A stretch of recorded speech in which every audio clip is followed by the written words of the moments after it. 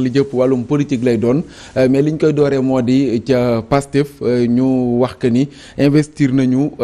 kenn mu di candidat bu nga xam ne moo leen di demal donte seen parti bi dissoudre nañ ko mais terewul finalement am nañu buñ ko mënee wax un plan B muy Bassirou Diomaye Faye mu war a dem ci élection présidentielle yi ñu di ko parrainer Mademba Ramata Dia yàgg nañ koy dégg plan B dina am du am plan B am na ñoo xam ne xëy na du sax dina ci ñëw parce que ñu ngi doon wax naan dafa war a dépasser même mbiru Ousmane Sonko. Mbiru projet la est-ce que bi nga déggee ñu ne la Bassirou Diomaye Faye lañ investir mu war a dem ci élection présidentielle yi bett na la d'abord. non bettuma parce que yaa ngi rappelé wu vendredi ak yeneen vendredi. man di Doudou Coulibaly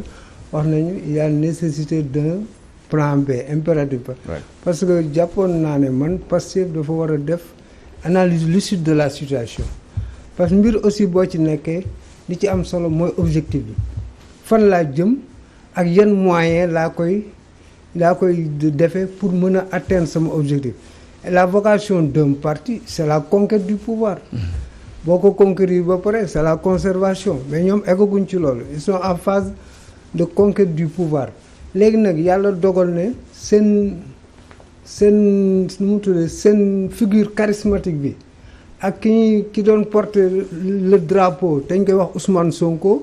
dafa nekk ci ay gàllankoor yu métti te duñ ne du bokk élection mais jege na bañ a bokk donc ça veut dire que kooku pour nga compter ci moom day jafe ensuite il y a le temps du parrainage parrainage bi jàll na fi 3 semaines ëpp na 1 mois gisuñu waa Pastef te le parrainage c'est un temps d'animation politique c'est un temps de remobilisation et puis c'est un temps de communication avec et de communion avec les militants ak éventuels électeurs yi donc c'est des moments à ne pas rater et puis un parti aussi warul rater les grands rendez-vous donc cette conjonction de facteurs xam naa def nañu une analyse lucide de la situation ne ñun wax dëgg yàlla waruñu toog léegi ñu waruñu toog donc il nous faut un plan B peut-être sax am nañ C, D ak E parce que 5 personnes jël nañ fa parrainage donc ça veut dire que te Ousmane Sonko ak kii dañu am benn élément boo xam ne moo leen boole ñoom ñaar ñëpp ils ont des dossiers judiciaires léegi nag li am solo mooy fexe ba parti bi am parrainage que ça soit Diomaye Faye bu mënul nekk aussi te waa Pastef amuñu problème parrainage parce que au-delà du parrainage citoyen ils peuvent avoir des députés et des élus donc ça veut dire waruñu am problème. su ñu amee 26 députés mën nañu am 2 candidats après donc ça veut dire que ils sont en train de mûrir des stratégies diverses pour ne pas rater le rendez-vous historique du 25 février 2024. Doudou Coulibaly loolu moom mooy li mu wax sànq ma dem rek bettu la parce que chaque jour daan nañ dégg nga di ko wax que ni dafa war a dépasser une personne rek muy Ousmane Sonko gis nañ finalement ñu teg ne Bassirou Diomaye Faye moom la ñu yóbbu mu nekk seen candidat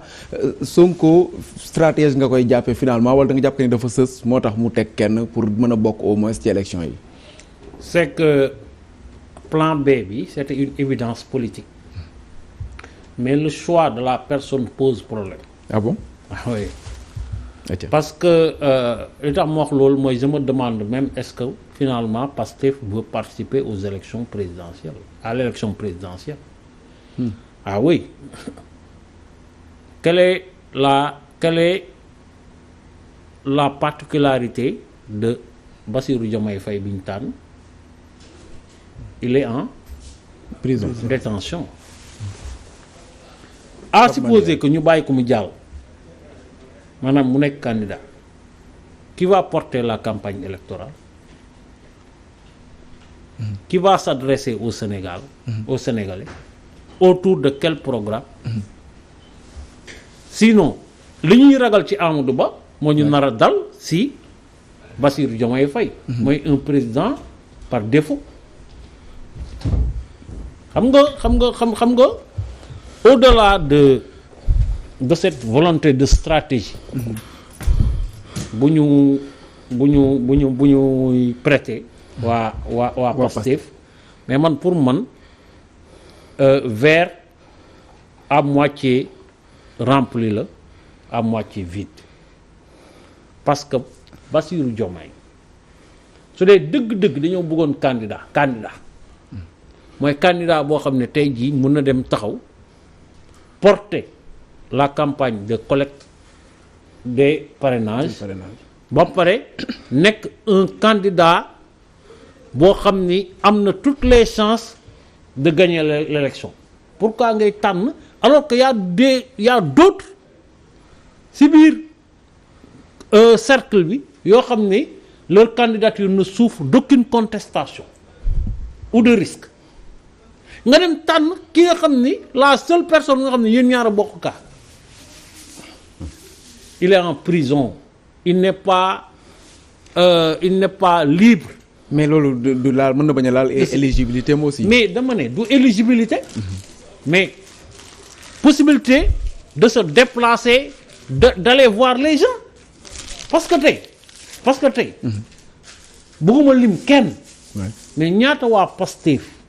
dont des députés ñoo mënoon nekk tey jii le candidat bu fekkee bëgg nga dëgg-dëgg am candidat mais man pour man la campagne de victimisation continue au sein de Pastef. victimisation. waaw. à travers cette candidature de Bassirou Diomaye Faye. mais bien sûr yow boo newee jël naa Ousmane Sonko gars yi ne da nga koo gàllankoor nga jël Bassirou Diomaye Faye ñu la mu ngi prison. alors que gars yaa ngi fii ci biti nga xam ne suba mun nañ nekk candidat parce que Bassirou Diomaye Faye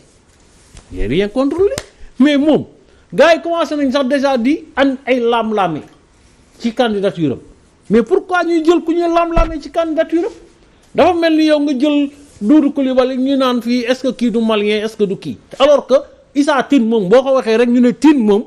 moom soxlawu sax ñuy dem seet yi Sénégalais la mais doo dem lu gën a leer su dee dem ngeen ba am fitu ak xalaatu jël Ousmane Sonko teg ko fële pour porter la candidature d'un autre da ngeen di ut un candidat sécure un candidat aujourd'hui qui a tous les moyens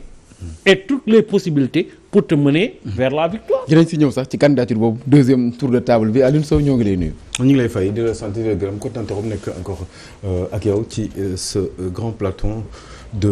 d'édition du soir voilà sant naa leen le grand Doudou et puis naturellement donc le doyen Demba Ramata Dia voilà kontaan nañuy sax. voilà yaa ngi woon sax fekk ñuy wax ci candidature Bassirou Diomaye Faye daanaka tardé woo dara déjà yaa ngi ko doon wax chaque jour di wax waxu plan B dafa war a dépasser Ousmane Sonko finalement tànn kenn ne kii la bëgg ngir ñu parrainer ko ngir mu dem ci élection présidentielle yi c'est un stratège n'est-ce pas? Oui, c'est un grand stratège surtout dina metti trop sax pour ñu xam exactement lan moo nekk dans la tête de Ousmane Sonko en faisant ce choix-là sur la personne de Bassirou Diomaye Faye.